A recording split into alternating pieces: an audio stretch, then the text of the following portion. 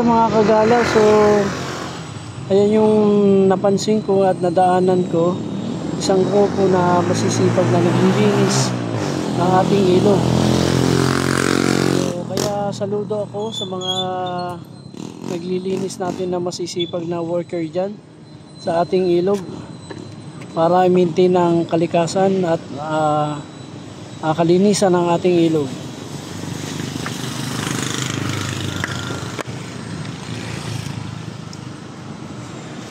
So ayan, mga kagala, so dililinis nila ang ating ilog para sa kalikasan, dahil para maiwasan ang baha at bara-barang mga anumang bagay na siyang sanhi ng pagbaha. O, diba? So shout out dyan sa mga taga-linis dyan ng ating ilog. Shout out dyan sa lahat. So, alam ko bawat barangay ay may kanya-kanyang ganitong paglilinis para panatilihin ang kalinisan ng ating ilog. Ayan. Dahil sa pagmamalasakit ng ating kalinisan sa ilog natin.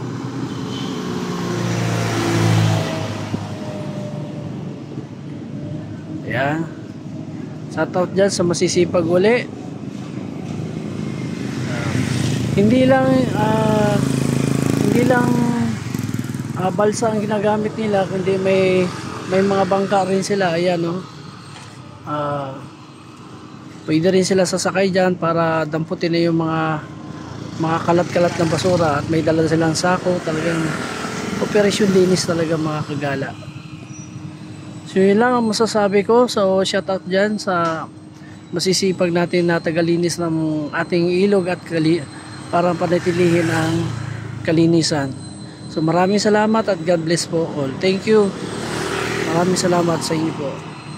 Shout out dyan sa mga Santo Niño ng Taguig. Okay. Bye mga ka-idol. Thanks for watching and God bless po all. So please like and share sa mga update natin video. Okay. Ito po si Boy Gala 1. Naghahati sa atin lahat na panatilihin ang kapayapaan at kalinisan ng ating ilog. Kahit hindi man ang ilog, basta manatili at kalinisan para maiwasan natin ang mga sakuna o pagbahaman. Okay? Thank you and God bless po. Bye!